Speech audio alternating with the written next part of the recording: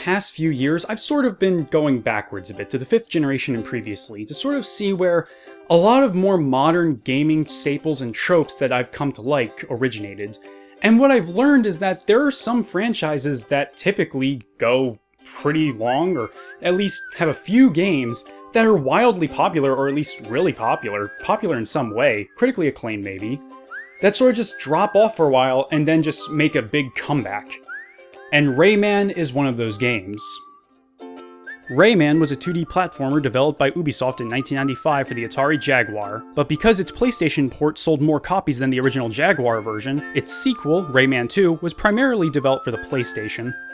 I should probably explain what the Atari Jaguar was for the benefit of my younger viewers. You see, take a band, a classic band from decades gone by that was considered the band.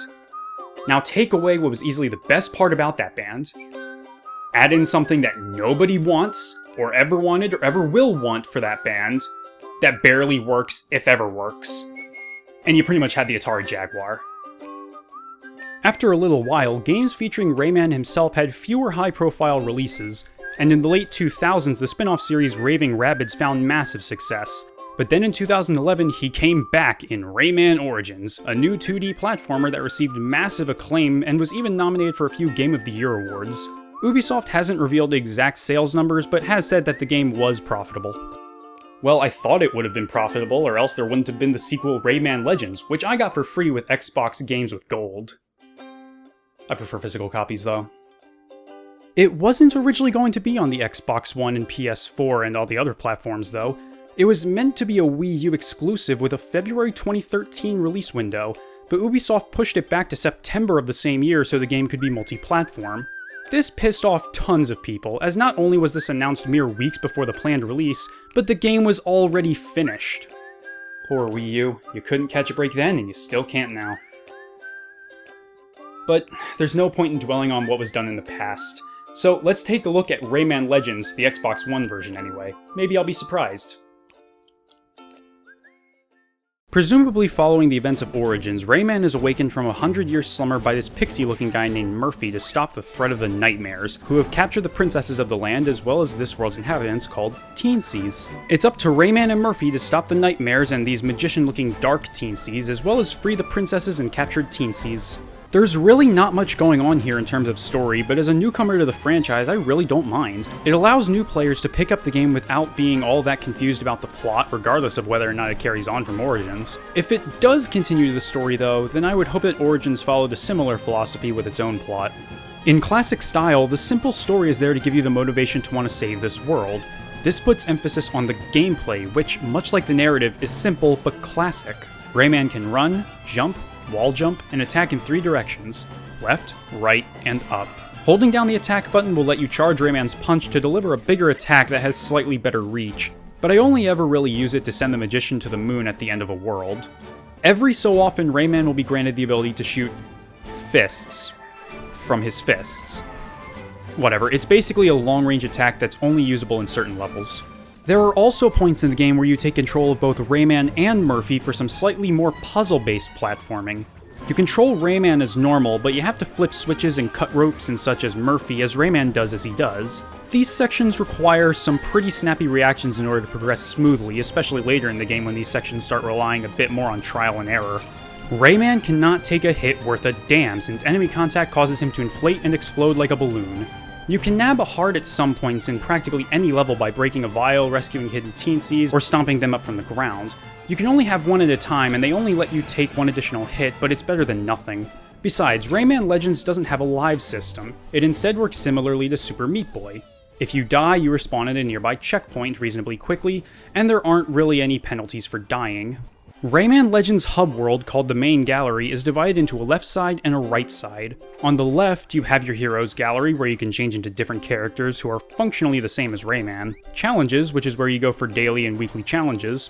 Back to Origins, which features levels from the previous game. And Creatures, which showcases all of the creatures you unlock from Lucky Tickets. Lucky Tickets are acquired when you clear a level with a certain number of lums, which are pink and yellow glowing things you collect as you progress. They're essentially lottery tickets. You scratch them off and earn either a new creature, lums, a Back to Origins level, or Teensies. On the right side, you have the actual levels, which are divided into 6 galleries.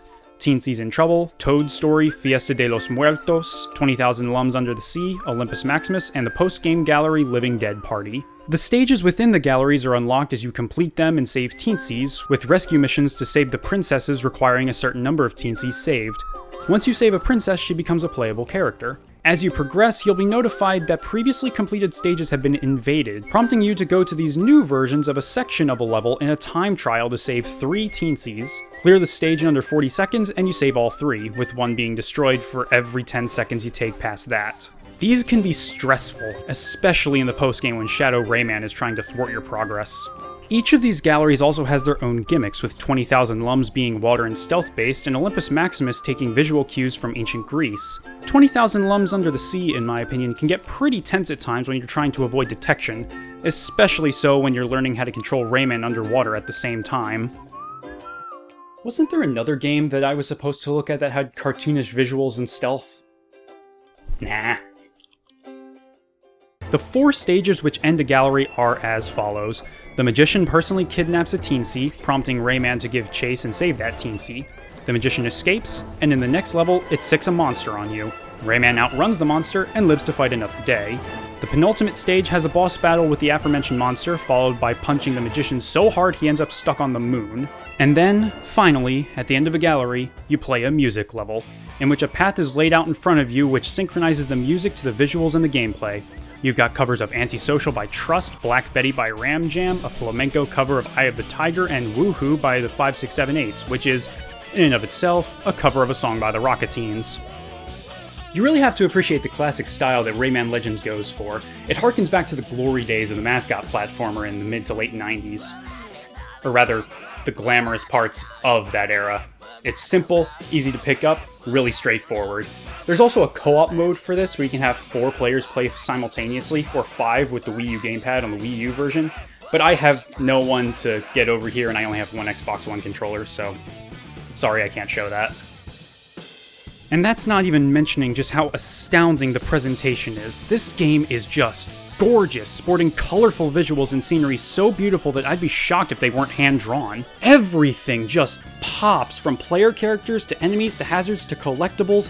It looks like there's depth when you only play in 2 dimensions. And that's not even to mention the animations on display here. They're charmingly smooth and cartoonish while at the same time feeling so incredibly natural. The art team deserves major props for their work here. Too bad I destroyed their credits. As for the music, it's definitely good stuff, but there are very few tracks that I actually remember beyond those featured in the music stages. Going back and listening to the soundtrack, though, it is pretty top-notch, and I commend Christophe Herrel and Billy Martin for their compositions. Now, this is where I put a spoiler warning for anyone who doesn't want the endgame spoiled, but there's not really anything to spoil. You just fight a giant cloud of nightmares as the final boss at Olympus Maximus, kick the last magician into the moon, and then you can destroy about 20 minutes or so of end credits. However, there is a fair bit to do in the postgame. You see, I didn't even collect 300 Teensy's going through the main game, and you need 400 to get into Living Dead Party. There are still the Back to Origins levels, Invasion levels, and Invasion levels with Shadow Rayman, so I think I'll be able to get another 100 or so Teensy's in no time. Oh, stupid Hawkbog! Twice in 6 months. You know, my old PVR didn't have this problem, and I had that for 2 years. But, anyway. In regards to Rayman Legends, if you really like 2D platformers, or even if you don't, I recommend checking it out. As I said before, it's fun, simple, you can get right into it at any time and you can fall right back out and you won't miss anything. The story is simple and it harkens back to an older, more classic time. Now, if you'll excuse me, I gotta go replace my Hawkbog. I'll probably get an Elgato or something. I've heard those have a pretty good track record, so have a good night, guys, and happy gaming.